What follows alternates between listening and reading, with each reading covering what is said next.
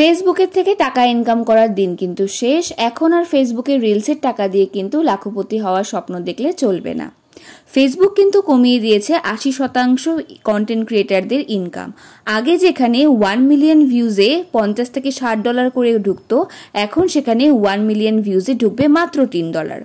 ফেসবুকে কন্টেন্ট ক্রিয়েটারদের প্রচুর পরিমাণ সংখ্যা বাড়ায় কন্টেন্ট মনিটাইজেশন পলিসির এত পরিমাণ রেভিনিউ ফেসবুকের পক্ষে জেনারেট করা সম্ভব হচ্ছে না। যারা শুধুমাত্র ফেসবুক কেন্দ্রিকই ছিল, যারা শুধুমাত্র ফেসবুকেই কন্টেন্ট ক্রিয়েট করতো এবং কন্টেন্টের মধ্যে যদি কোনো ক্রিয়েটিভিটি নাও থাকতো, তবুও কিন্তু ফেসবুক থেকে একটা ভালো টাকা ইনকাম করা সম্ভব হতো।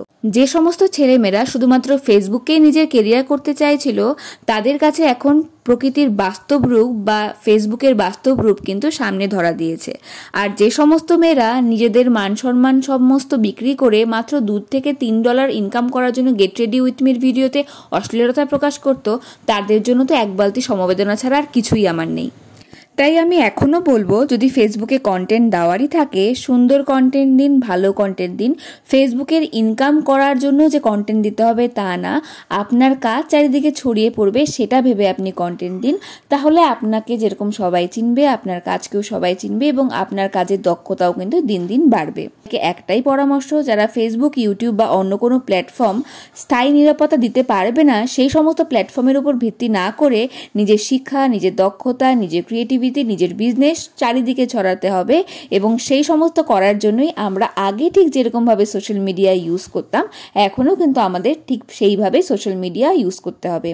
ভুলে গেলে চলবে না যে সোশ্যাল মিডিয়া আমাদের চালায় না, আমরা সোশ্যাল মিডিয়া চালাই। দিন শেষে আমরা কি কন্টেন্ট দিচ্ছি, কেমন কন্টেন্ট দিচ্ছি, আমাদের কন্টেন্ট শিক্ষণীয় কিনা বা আমাদের কন্টেন্ট মানুষের কেমন লাগছে, তার মধ্যে সৃজনশীলতা আছে কিনা, এই সমস্তই কিন্তু পাবলিক দেখে। ফেসবুক টাকা ইনকামের সুযোগ দিল, আর সঙ্গে সঙ্গে একদল মানুষ বা একদল মহিলা নাইটি পরে বসে বলতে শুরু করলো কিভাবে টাকা ইনকাম করা যায়, কোথা থেকে কি ডলার আসে না আসে। তাদের মধ্যে আদৌ কোনো কন্টেন্ট বা আদৌ কোনো ক্রিয়েটিভিটি ছিল কিনা তারা সেটা দেখলো না। এবং তাদের জন্য সত্যি ফেসবুকের এই ডিসিশন অনেকের মনেই শান্তি দেবে। এবং যারা নিউডিটি প্রকাশ করে টাকা ইনকামের সুযোগটা নিয়েছিল ফেসবুকে, তারাও কিন্তু একটা চরম শিক্ষা পাবে।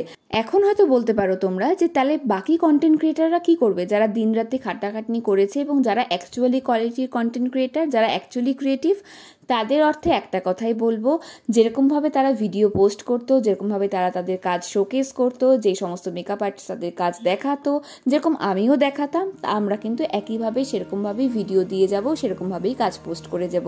কারণ আমরা সোশ্যাল মিডিয়া থেকে টাকা ইনকাম করার আগে যেরকমভাবে ভিডিও বা রিলস পোস্ট করতাম, এখনও কিন্তু আমরা সেরকমই করব, সেরকমই ভিডিও করব। আর আমার এই কাজটা কেমন লাগলো তোমাদের অবশ্যই কিন্তু কমেন্টে জানিও।